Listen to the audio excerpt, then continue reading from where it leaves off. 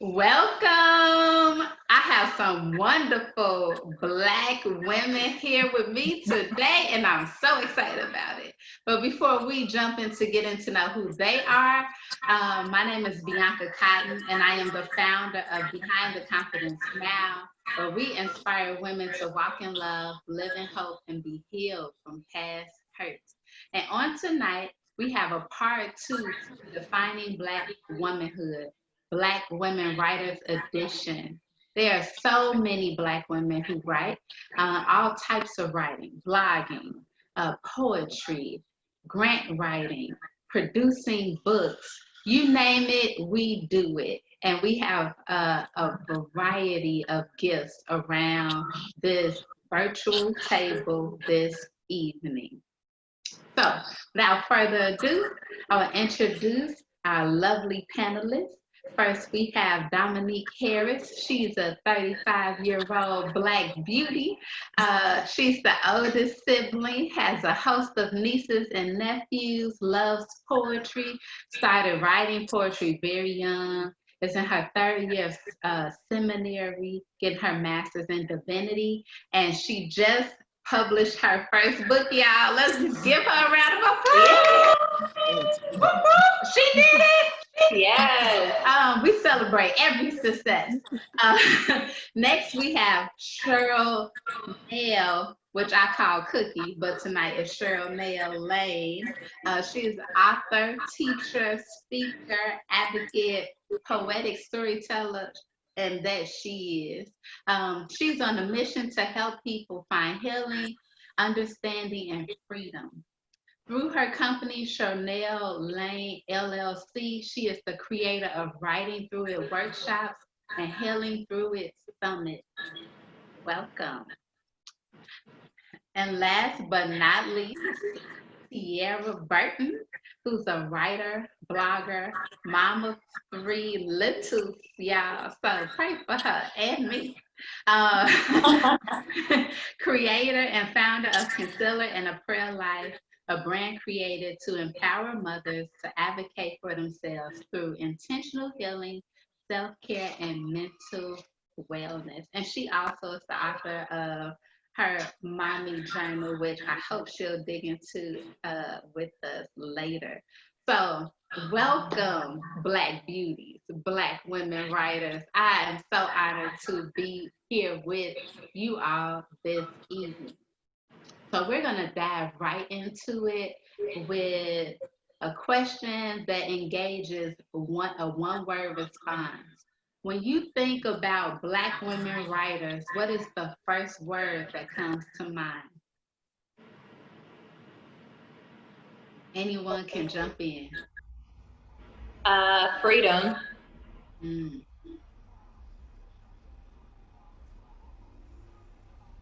Resounding. mm. Cheryl Prolific. Nail. Say that again. Prolific. Mm. Those some mighty words. Okay, that's a good way to kick off. Right? So, I know, right? Yes. So let's take it back. Let's take it all the way back to your earliest memory of you writing. What was your earliest memory?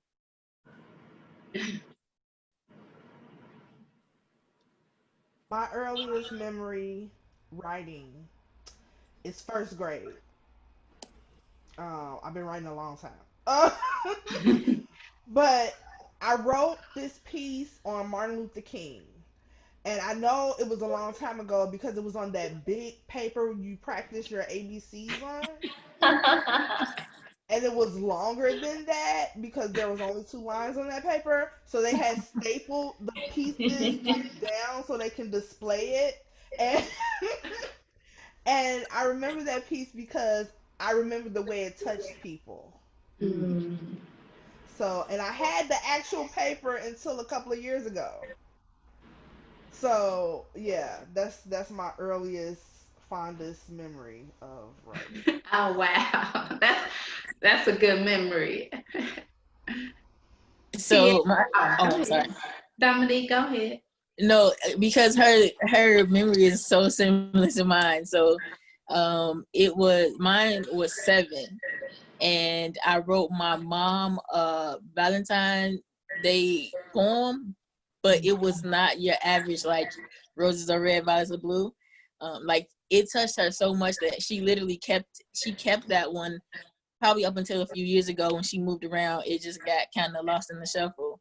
But that was my first, probably the age of 7. Yeah. Oh wow, that's beautiful. Yeah, I can see that we all kind of started early here. I'm like, my earliest memory I can remember is writing.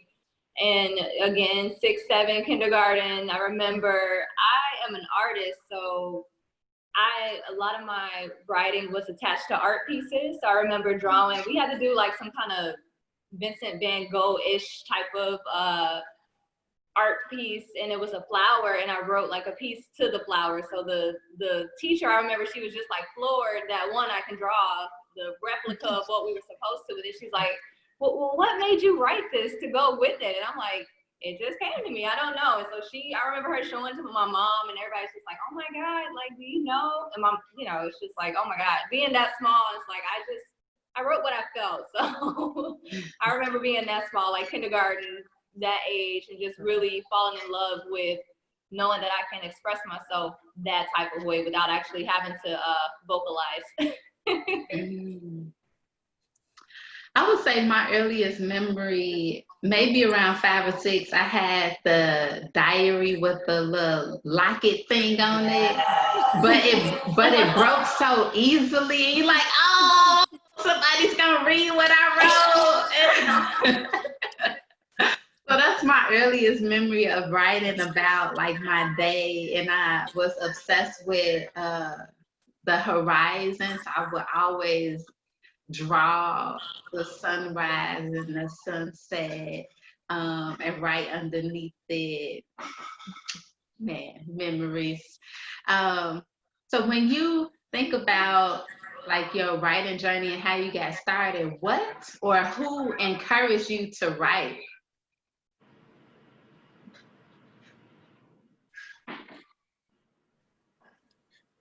I'll take this one.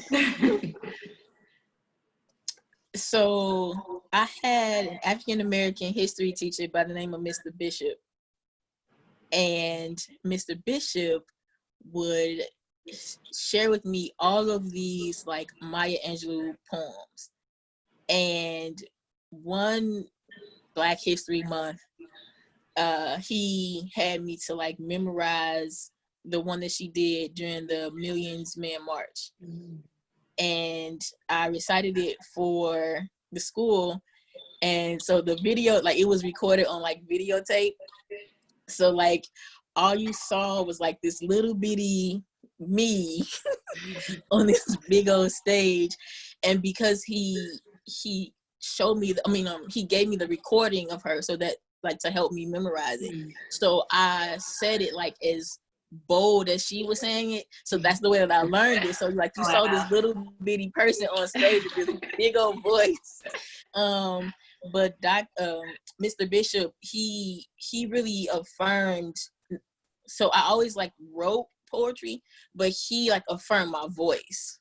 And so that's kind of what started me into like spoken word, like the art of like spoken word, because he was like, you have like a powerful voice and you command attention with your voice, like people stop and listen. So, and it also put me on the journey to learning more about Dr. Maya Angelou. That's like one of my favorites. So Yes. I have a similar experience. I also love Maya Angelou. I call her Mama Maya. Yes. And when I say who pushed me to write or who helped me go into that direction, everyone.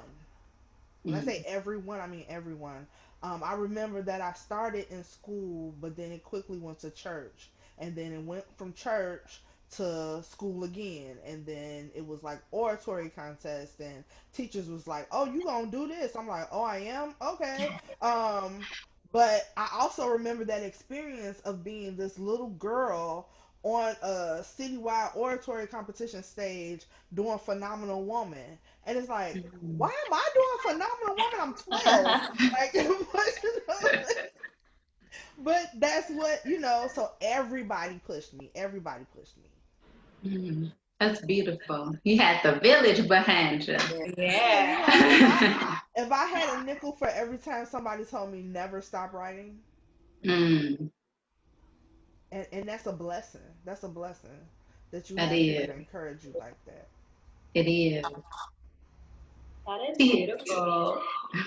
Man, I did not start on anybody's stage or doing I was very shy.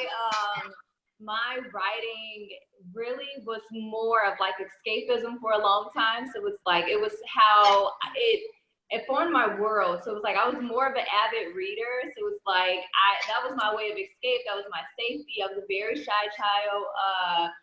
And it took a lot for me to share. So if I shared something with you, that means that I trusted you and I'm letting you into my little cocoon of a world that I had. So I would share certain pieces with my mom. In high school, I was blessed and very fortunate to have very inspiring women teachers who were like, taught me about the transcendentalist movement and, the Enlightenment period and all that, and like the poets of that time, and then like the Black voices of that time too. So I had a lot of women teachers that inspired me to like, if I felt inspired by them, then I would write them a piece. And I remember my senior teacher, she was this really beautiful woman of color, and I was just taken back because she was just so like, in my eyes, she was like the most gorgeous teacher that I ever had. And I was just like so floored that she was just this glam doll, but she was as smart as like, I was like, oh my God. And she's my English teacher. I took that class as an elective. Like I didn't even need it. That's how much I love like literature and all that stuff. So I wrote her this poem and I'll never forget it. She still has it. She's like, I want to keep this forever. So like I wrote her this poem called like If Barbie Could Speak. And like just not like Barbie based on her looks, but like, your intelligence, your substance and all this stuff. Like this is the Barbie that I would want my daughter to have. So like she inspired me to write and just be open and share my art a little more as far as my, writing style. So I shared it with mainly a lot of my women teachers, and my mom, if she knew that I was doing anything, she'd be like, keep doing it, don't stop, just keep going. If you're gonna write, write. If you're gonna draw, draw. If you're gonna paint, paint. So I was inspired by just a lot of the women in my life who really were just like walking examples to me, like more than just beauty. They were just brains and substance, and it's okay to be a bookworm and still do your girly self and be who you want to be. So I was very inspired by all of the women in my life. I really feel like through high school, God placed those women in my life to like really just encourage me to be better, do better, rise up a level. If anything, it's like, you have this inside of you. Be free to be creative, and really inspire me to fine tune my voice and my writing and just who I am as a person back then. some some nuggets y'all dropping, okay? So as we continue to dig into this conversation, what impact do you hope your writing adds to the people that you're targeting?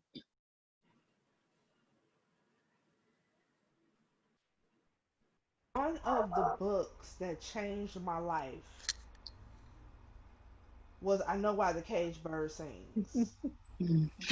That whole series of autobiographies Yeah. um, did something to me because I was I was abused as a child, Mm.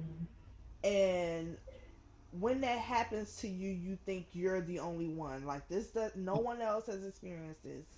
So when I read Maya's words, and she was like, "Oh, this happened to me," and you think you're handling it badly. I didn't speak for years, and now she's this great, awesome person who speaks so authentically, and is not afraid to say, "Yeah, I did that. Good, bad, ugly. I did that." Mm. And people can recognize it because they're like, "Yeah, I did that too." So I know she's telling the truth. That's the kind of impact. That's Mm. the kind of influence that I want to leave with people. I want people to know that I'm being authentic so that Yes. they know that they're not alone in what they've experienced. I want to change people's understandings of what they thought something was. And I want to shift people's perspectives as well. So that's Mm. Yes, yes, yes. I'm like, I can relate to all All of of that. I'm sitting here that. reading my notes. I'm like, that's exactly what I put on that too. Yeah. Yes. Man, if Mama Maya could hear that today, Yes. okay? That's so beautiful. She articulated that so beautiful. Like that's literally what I have here is that, I hope that my writing leaves people feeling seen. So it's like it's something to know that you're going through something, but to know that somebody else sees you and feels you and they've been there. So like I am very raw especially when it comes to mental health, because that is one thing where I feel like we feel so unseen as Black people, as Black women. We got the facade, we have the mask, we got to show up as the strong one. So I want you to feel seen. I want you to feel heard. I want you to feel safe. Of course, I want you to feel inspired. But my main thing is just to make my readers feel like they are not the only ones, and that, there's beauty in being vulnerable. So I hope that, they find safety. I hope that they feel seen, and I hope that, they feel inspired and empowered to at least, if they're not going to tell it to me, tell it to their friends, tell it to somebody where, we can continue breaking the stigma, because, it just has us so silent. So my work, when I write, I just try to be as open and raw as possible, so that again, the person that's reading it, they're like, oh, I'm not the only one going through this. Or, if I'm naming symptoms, they're like, oh man, I never seen it that way, or that's what I'm going through.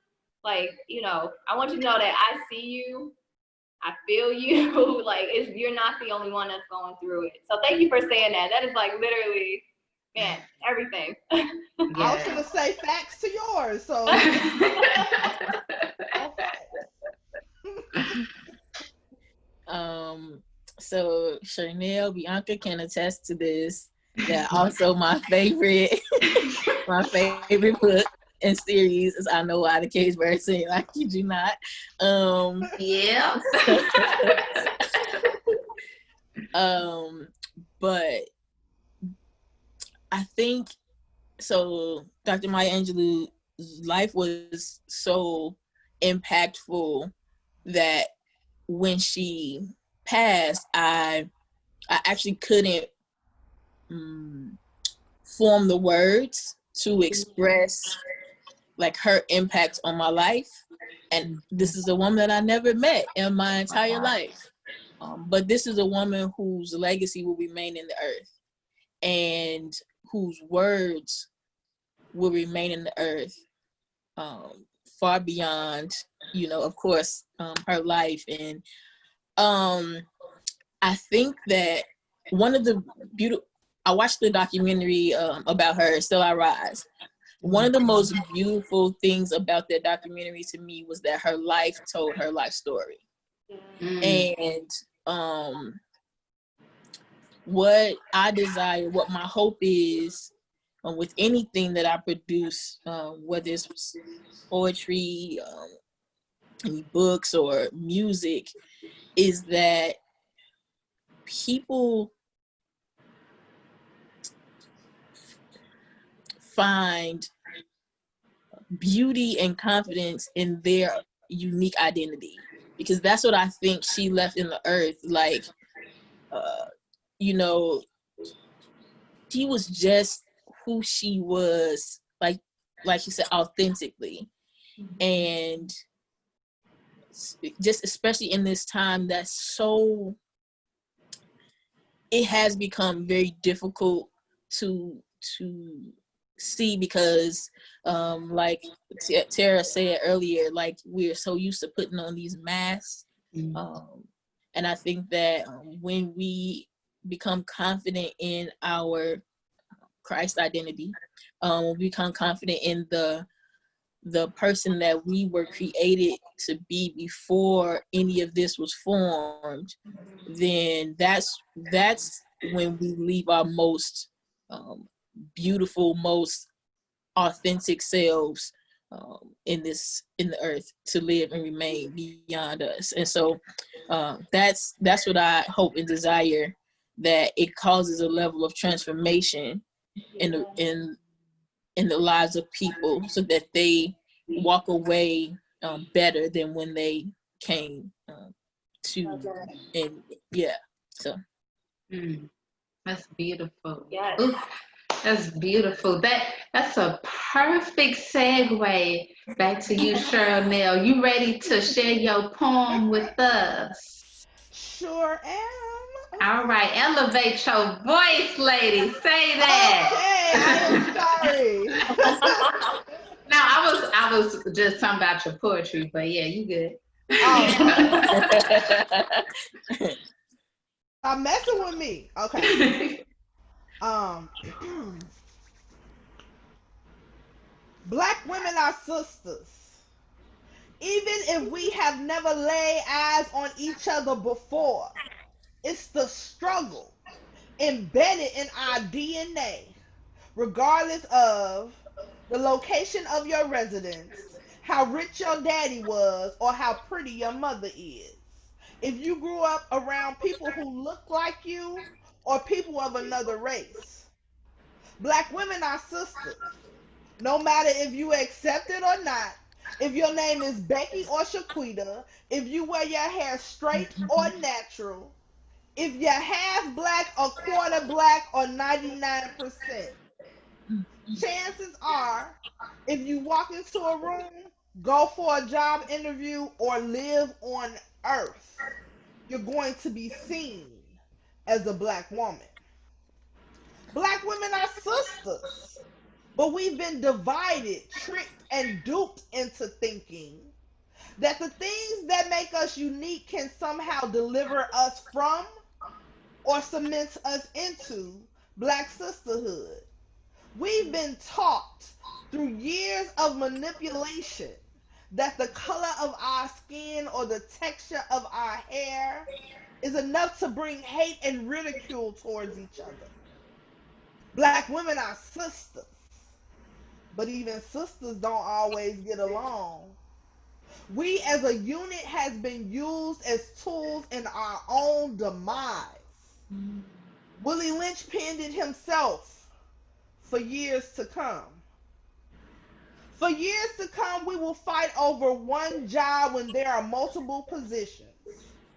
Fight over one man when he has more than one woman.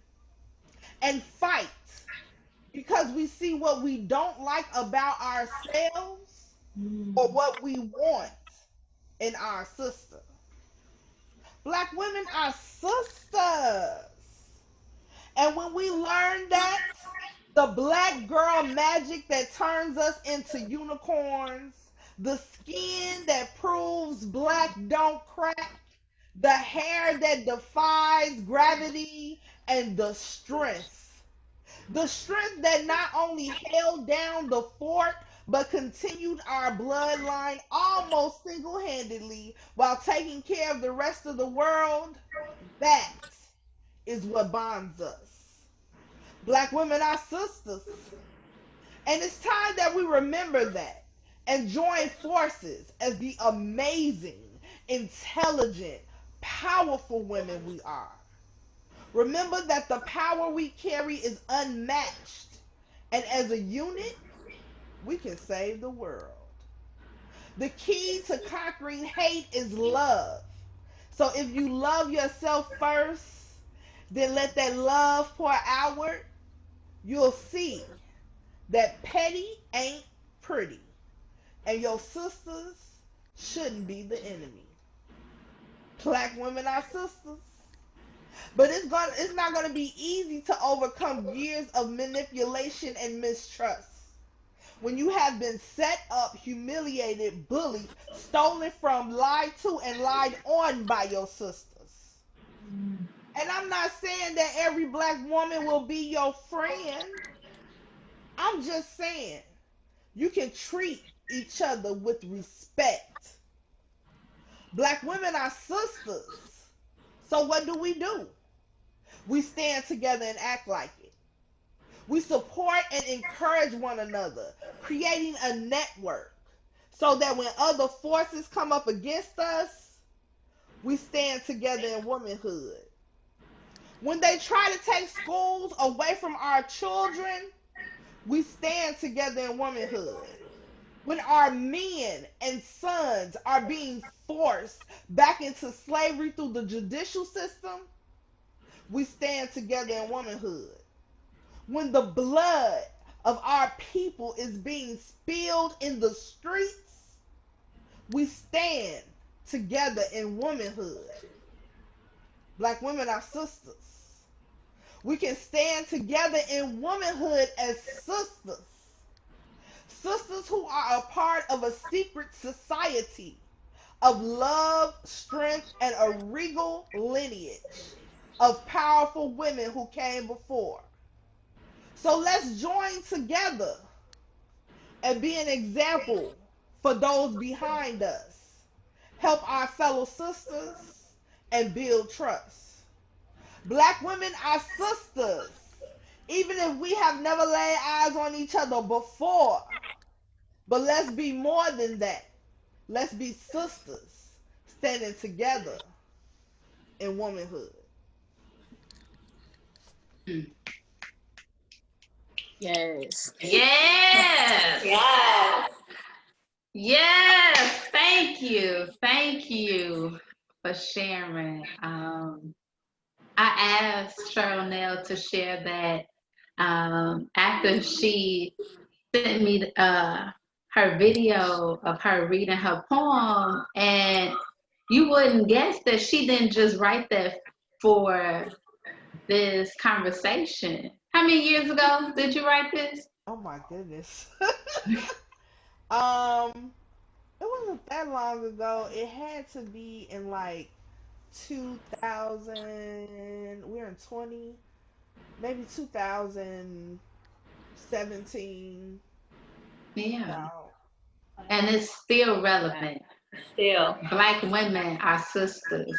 So let's walk together in womanhood. So when you think about um, your life and your life post the start of you writing, this is for anyone to jump in. How has your life changed since you began writing?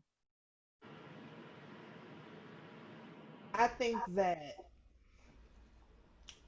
I'm gonna say once I got more evolved in writing. Once I started to realize the gravity of what it was and the gravity of what it can do, it always pushes me. You know, like when I've always written about our community, about black women, about injustices that we experience, about happiness that we experience, about pains, about joys, about laughter, about anger. But it was always connected um, to us. And when I recognized that this was my purpose and this is what my work does to people, it came with a responsibility. So it kind of grew me up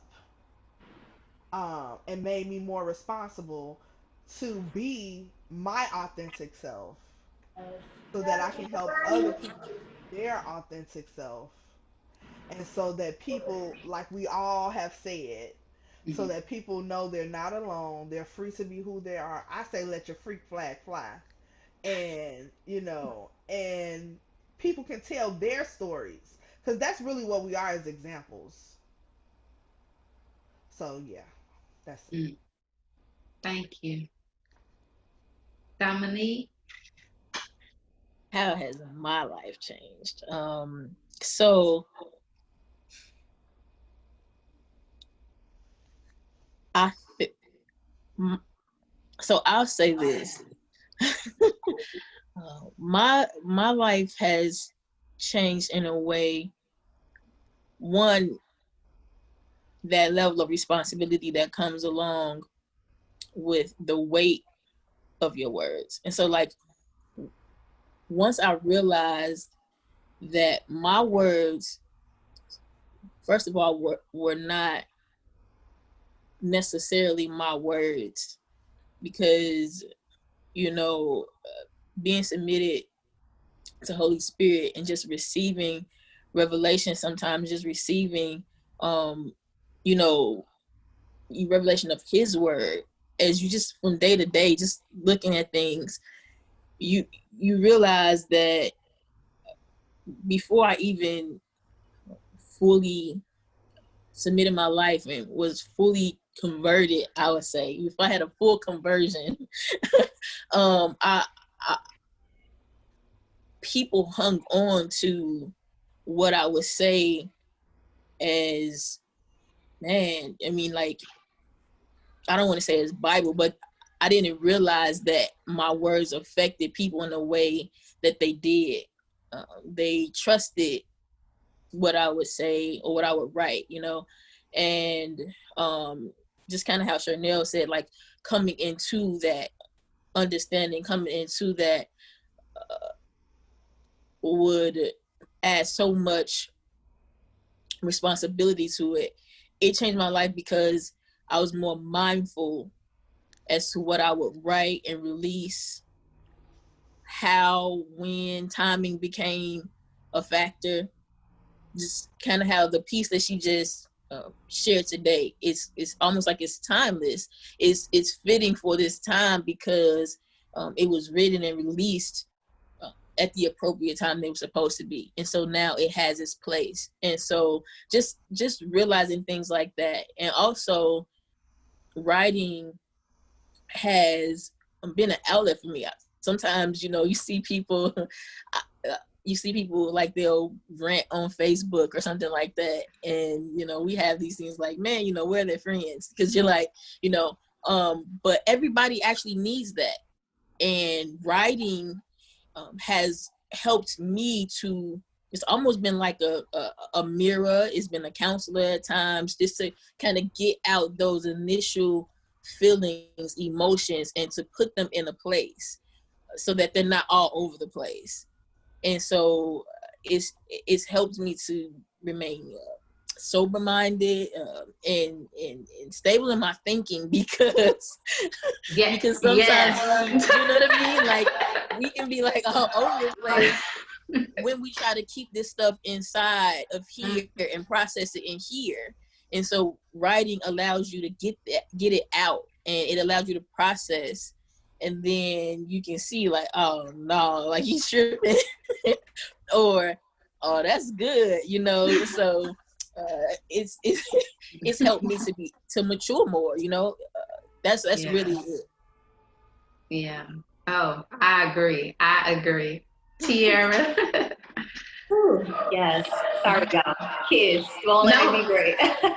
No apologies. Black But, mothers matter. Yes, but just going off like what you ladies said, I can completely relate to all of it. I feel like y'all both are just in my notes over here. So it's like for me, because like I said earlier, writing for me was more escapism. So it was like I wasn't really somebody that vocalized or verbalized a lot with what I was going through on the inside. So journaling was a safe space. I would write stories. So it was more so like safety for me. So it really helped me become honest and self-aware, definitely with the piece of knowing what's going on inside of me. I have journals all the way back from like 10, 15 years ago to just see exactly like the words of, you know, that God and things that come to pass, and just different stages of my life where it's like, oh wow, like you said, like I was tripping, or wow, that was really good what I put there. So it's definitely helped me become more honest, but I have felt the weight of it in this season, where it goes from something that's so personal and just so something that was like more comfort for myself. Now, like you have the weight of it, and like you ladies said, the responsibility of this is more for me now. So it's like, you know, we have that responsibility to get it get whatever, inspired us to write, get it out. Definitely helped me just become more self-aware, more honest with myself, where I am and how I feel, and just feeling the weight and the responsibility to write not much for myself anymore. It's not escapism. It actually helped me learn to be more vocal about the things I want and I need in my life. And with that, it's like being inspired and, having God tell me things and write those things down too. And then having the courage when he says, okay, now post it. Like, no, this for me. It's like, you're like, this is for me. But still, again, just feeling the weight of it. I feel like in this season, last 3 years, I've literally just felt the weight of it. Just like, your words are not just your words. It's like you ladies were saying, it's about Maya. It's like we're gone, and our words are gonna live forever. So I look at that the same thing with art, that like centuries from now, when our great greats are learning about their ancestors, like I want them to know that this is what she left for you. This like our gonna just reverberate just all through our lifeline, right down to our lineage. Like feeling the weight of that, it's like it leaves you feeling like the responsibility that this is not your own. This is not for me anymore. So it took a while for me to feel like I had to take my hands off of it, because it was just so private, and I'm just like, no, this is mine. But I have freedom too. I feel like I've grown and I've given myself to be myself, evolve in my own writing style, evolve voice. And when I came confident in who I am as a person and grown just it started to reflect in my writing too, with just being confident with what's out there to the world. So yeah, I definitely feel the weight of it. I feel, it's changed my life to be more honest and to be more self-aware.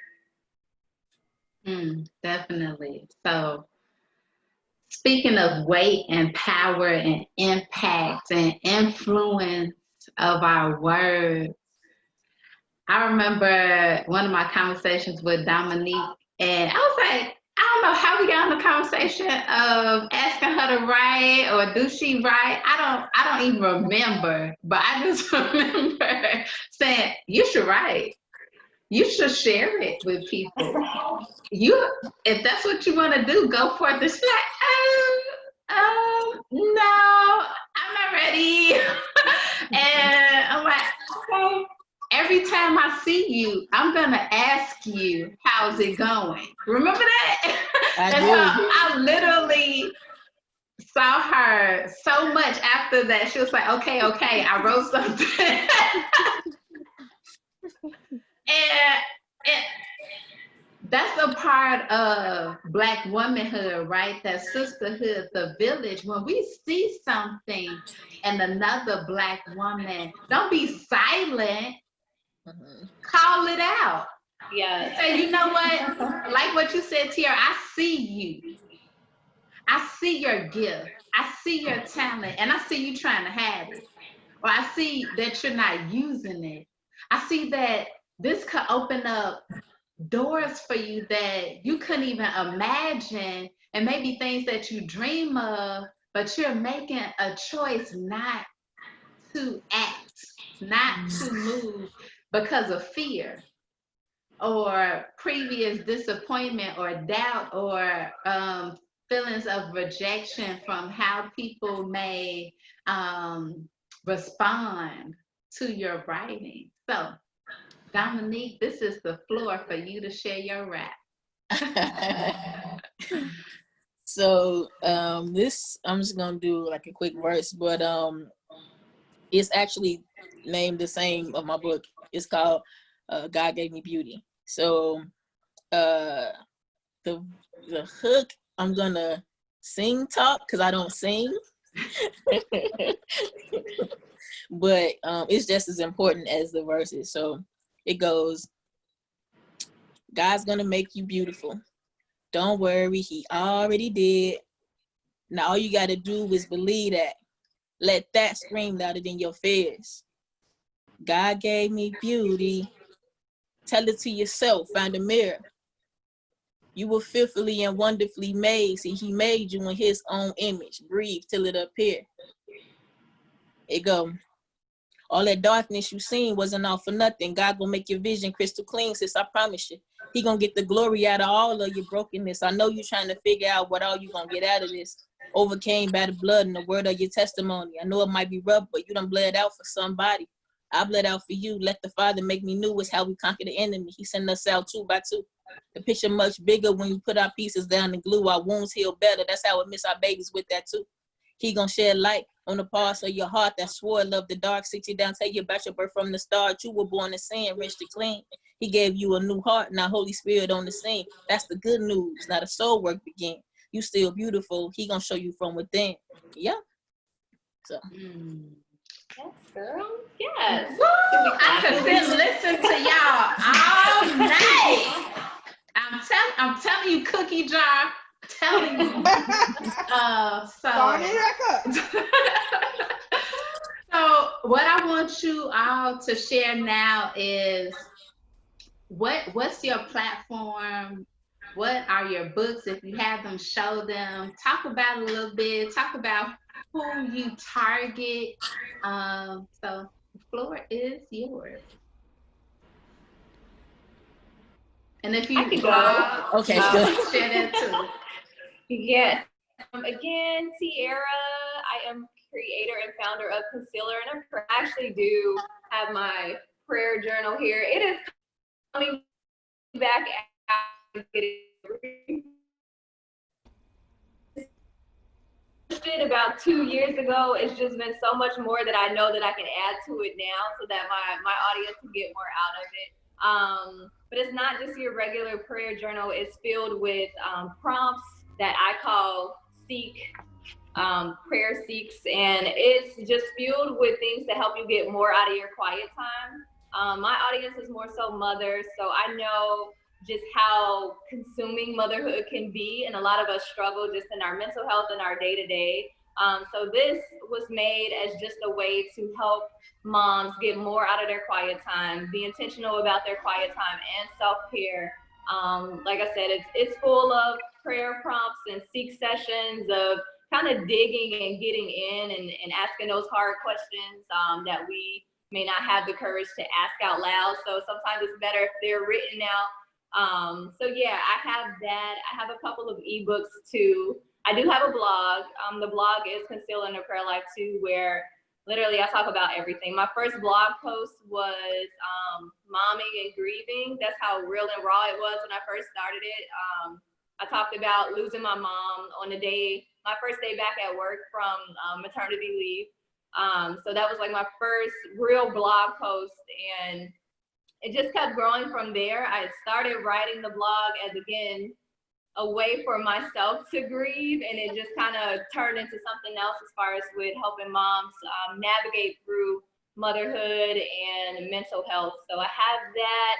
You can find me on Instagram too. Instagram has become like a mini blog for me. So I have, if you follow me now, you'll see a lot, again, just with mental health and mom life, just navigating those things. So I am still working right now on an ebook that is 5 ways to make space for your difficult emotions. So again, I am all for healing and having those tough conversations, but I advocate for moms to start with ourselves first, because if we're not showing up for us, we really can't expect other people to show up for us, because we're really not going to know the type of support and things that we need if we're first not giving it to ourselves. So I am a big advocate of the self check-in. So literally ask yourself how you're doing, check in with yourself. So that is my platform. It is motherhood and mental health. And again, this is the Mommy Prayer Journal, which will be coming back soon.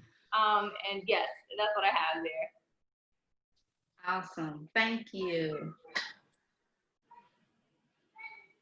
Who's next? Come here, jump in. I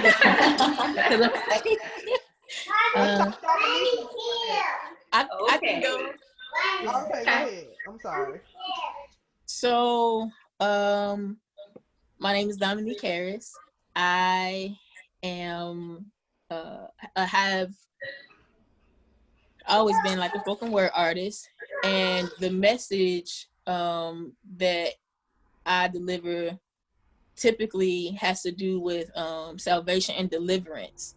And I think that deliverance is important um, in the journey of healing, having a healed perspective of who you are. So it's mainly focused on identity and just healing those past wounds and past memories that hinder you from being able to see yourself fully how God sees you.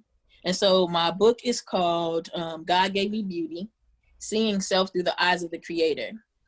And the whole premise of it is being able to actually, as you like heard in the song, being able to look in the mirror. So there's like little prompts in here as well that they're called like mirror mirror on the wall, like little reflections on how to process some of the lessons and some of the points that were addressed in the previous story. So it is about my life in particular, certain journeys and certain parts of my testimony that I share, but it's has underlying types of topics that are meant for the reader to be able to address in their lives. Nobody really wants to hear you. So a lot of times what kind of like softens the heart is when someone goes before you and shares, hey, I've been here before. Hey, this is what happened to me, or this is my, my experience in this area. And so that was the premise of the book, is to be able to share my testimony, but in a way where it allows you to reflect on some of the past hurts or past pains and be able to begin a process of healing or continue a process of healing, depending on where you are in that journey, so that you can be strong and confident in your identity. That's the main thing. And also it falls under, I have a company called No Fear, and it's actually a clothing company, but it's, the brand itself is, it was for myself. It's one of those things like Tiara said earlier, where it's first for you. So it was for myself, and basically it's meant to be like a banner. And at one point I had to continually tell myself, or like the Lord was literally ministering to me, but remind myself that in order for me to live out and live in purpose and live out my fullest potential, that fear could no longer bind me. Fear could no longer, I could no longer be bound by fear. And so as the Lord delivered me from the spirit of fear, it then became like this banner over my head for those who are bound by fear to see, like, hey, you don't have to be bound by this anymore. There's somebody who's walking in victory. So it's kind of like in the Olympics, I used to run track. So like in the Olympics, when the teams win and they run with their flag over their head, it's that same concept. It's like, now I get a chance to wear this banner to let you know that, hey, like, we have the victory over this and you can overcome this as well. So that is also like on Instagram. It hasn't officially like launched yet, but there are many things that kind of tie my book and my brands, together. It's basically the story of the ministry of deliverance in a way that's not conventional. It's not necessarily, in church and the altar, but at an altar, but people have been, sharing their testimonies after reading the book, and just how they're being like healed and delivered of some of the things that have kept them bound over the years. So God has a plan, and it doesn't look like our traditional ways of doing things. And I'm just excited for what he's doing in this particular time, because as we can see, like how we're right now, you know what I mean? Like we can't do things the traditional or normal way that we're accustomed to. And so God is, outside of time, and we're just trying to we're just trying to keep up. And so that's pretty much my platform right now. That's beautiful. So where can people find you and your book? So you can find my book at dominiquedharris.com, and just follow on Instagram. I am Dominique D Harris. No fear is no fear LLC on Instagram as well. So that's how they can Awesome. follow. I'm excited to see what you got so I can wear it, Yes, ma'am. Yes, ma'am.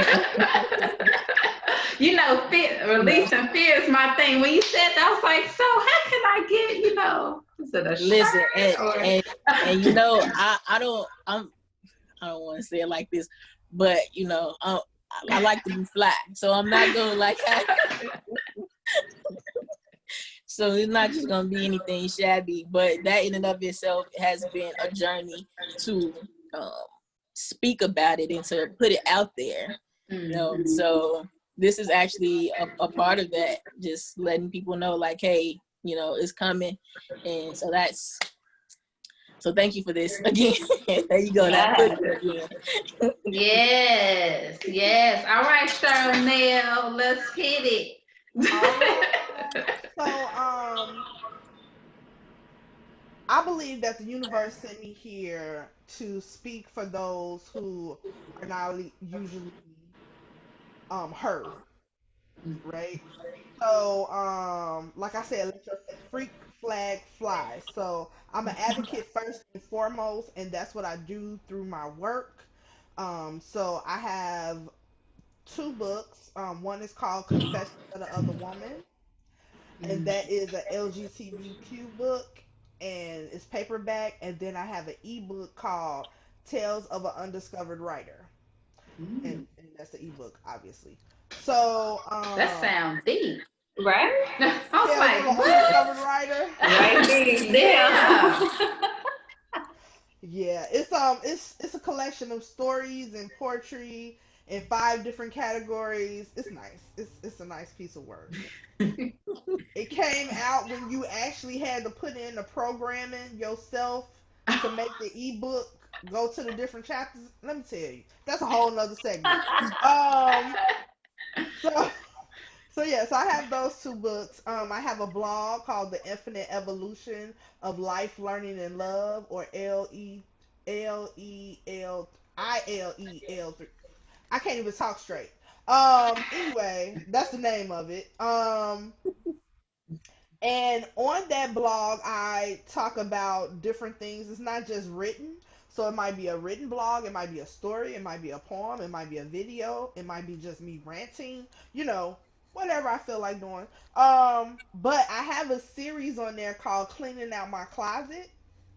And I use that series to talk about, that was kind of like not my introduction, but kind of like my introduction to doing like hush topics. So my first book is a hush topic, Confessions of the Other Woman. But then I started doing like sexual assault. Then I started doing like suicide. Then I started doing like mental health. Then I started doing like herpes. Then I started, so all of these things are things that I personally experience and that I write about so that other people who have experienced them don't feel like they're alone or nobody understands them. And I also give out information that can help them in their journeys. I'm also an advocate for domestic violence, disability awareness, and accessibility, chronic illness, and everything, child, mental health, Love uh, it. all of that. So that's who I look for. That's what comes out in my work. That's what I do. So my website is sherlnell.com.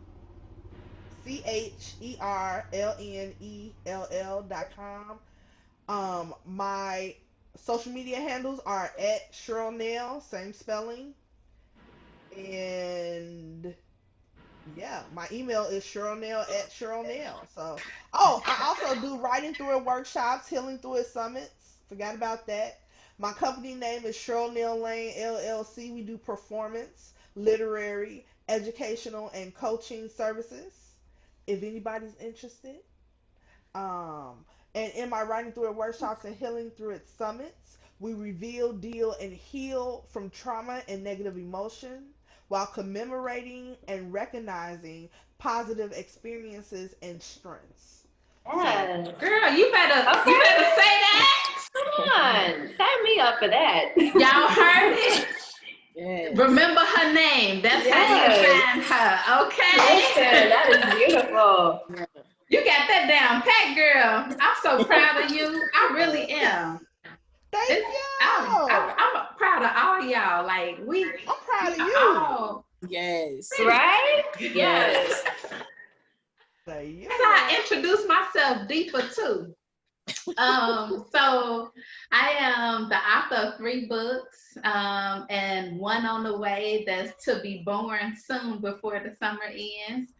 So my first book, A Journey Through a Beautiful Mind, is a poetic book of me coming out of silent suffering and talking about my life story in a poetic format, and has prompts to help you to start to heal and come out of being a silent sufferer. The second is an e-workbook called Releasing the Fear Every Day, to help women to really start to release their fears. And it's a 5-step process in the book. And the third book is Release the Fear Volume 1, a collection of women liberated from fear, which Cheryl Nail is in. And it's comprised of over 20 women sharing their stories about overcoming fear, dealing with fear, facing fear through poetry, blog posts, short stories, testimonials. It's power pack, y'all. It is power pack. And it's including me too. And book number 4 that's about to drop soon is called When Niggas Get Lynched. Uh, a poetic, it's a poetic series of real life events. So more to come on that, y'all. I mean, you can find the other 3 books on my website at behindtheconfidencesmile.com. And when niggas get lynched, you can subscribe to get the email when it's released at bit.ly/when niggas get lynched. Simply put. So that is me. And I do a host of other stuff. We can talk about that in another time. But I want to end with one last question, and you can share one gem that you want to give to an inspiring Black women writer or a Black woman writer who is seeking encouragement to continue to go forth.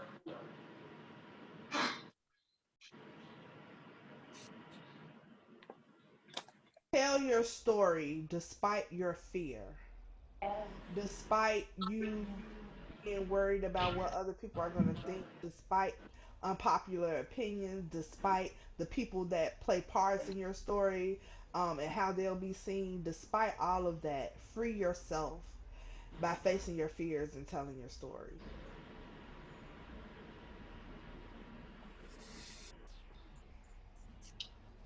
I'll go. I want to speak to the bloggers out there. There are free sites that you can host your blogs on. Do not let comparison rob you of sharing your story, whether it's through your blog post or if you want to be more so vocal about it with your voice, using your voice through poetry or anything like that, and you want to have your website or your YouTube channel, do not let the thought of having it all together or a perfect website or a perfect blog, there are free spots. There is no excuse to not get your writing out there. As far if you want to publish, there's self-publishing. I published my journal by myself. There are ways for you to get your work out there. Do not feel like, I always say start now and add the bells and whistles later. So get your blog posts up, get your spot up and running. There's a lot of resources where you can start for free. You do not need top-notch website to get your blog going. If you feel like you're a blogger and you have a specific audience that you feel like your voice is for, please do not be hindered by comparing what you think your website or your blog should be. Work with what you have. Literally everything you need is already in your own hands. Just find confidence in what you're wanting to produce and add the bells and whistles later. Get your blog post out, get your books done, and add the bells and whistles later. So do not let comparison rob you of the things that God wants you to get out in this season. And literally begin to be very specific about the type of help that you need when it comes to your writing and what you want to produce when it comes to your blog. If you're not something that's tech savvy, be vocal about the type of help that you need. There's so many people out here too, just like she said with the poem, with sisterhood and networking and being together. There's a group of women that's ready to rally around you and help you produce what you need in this season. Do not become trapped and hindered by comparison. Get your blogs out. There is free spots. You can hit me up for the links and the websites, whatever you want to go to. Add the bells and whistles later. Do not let the thought of being perfect stop you from producing what God wants you to get out in this season. Yes. So the kind of pointer that I would give, so I'm a very visual person, and sometimes if I can't see it, it's hard for me to whether it is naturally or spiritually, like if I can't see it, then it's really hard for me to kind of hold on to it as, like, you know, like I need something that's like a tangible like vision. If I can see it, oh, it's no stopping me. So for me, it was a little difficult to think that I could produce a full body of like published work.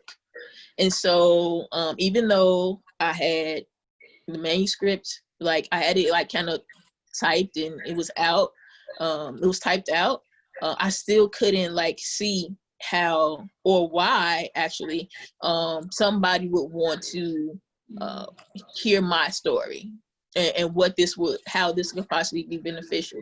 So what I did was, and I'm glad that I brought this with me, what I did was I took an old book that I wasn't using. It's like an old journal that accompanies a book. And I had a person on Instagram to make up this cover, like this cover art.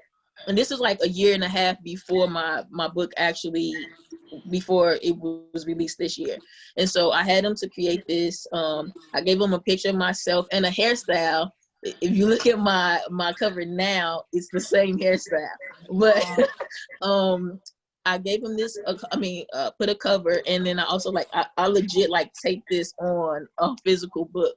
And what I did was put it on the shelf with my friends and other people that I knew who had published books already. And I put myself among them, and I said, like, you belong there. And so for me, like, I needed to see that. I needed to see my name in these words, like in print. I needed to see that God's vision, that I had actually partnered with God's vision, and that his vision wouldn't fail. So I would say do like little things like that, I mean, you know, we do like vision boards, some people do vision boards and things like that, but that was what I needed to like physically hold a copy of my book in my hand before I actually held a copy of my book in my hand. And so I would say, like, in order to find that confidence that Tiara was talking about earlier, like the confidence in the product, in the end product, that's what I use to continue to build myself up in confidence. Like, this is going to happen. People want to read this. God is going to get the glory from this. And so that's my kind of tidbit. Like, basically how David did, like, encourage yourself until you get to, you know, a point where you're like, okay, I'm here, it's there. So however you need to do it. If it seems crazy or whatever, do whatever it is, even though it seems crazy. Because when I taped this cover on this book, it felt crazy. But to sit here and hold like them side by side, like it's like, yo, like I don't know. So that's my tidbit of advice. Like, do the crazy thing that you need to do to encourage yourself to keep going and don't stop. I signed my book, and the first thing that I said was, "You are a finisher." So encourage yourself. That would be my advice. You all gave some great. That could be a book in itself. Okay, let's be up over here, Dominique. Not just what Dominique shared, but what all of you all shared. Like, I got some more ideas, but that's a good problem. That's a good problem. So I so appreciate the love, the wisdom, the laughter. We need laughter right now, so much more than we ever needed before. And I hope that those of you watching and have watched this video, take it and run with it. Take it and go back to your circles and of friends and loved ones and do something. It's not enough for us to just sit and talk about it, but take this conversation and make a plan and act. I'm about putting the words to work. Let's put the words to work, y'all. So again, thank you, Black women writers, for being dynamic, genius, creative, multi-talented Renaissance women up in here, okay? I mean, we just talked about one area of your life tonight. Oh, and so much came out of that. And I am forever grateful for this time spent. So thank you all. Oh, thank you. It's such an honor. Thank you so much. Yes.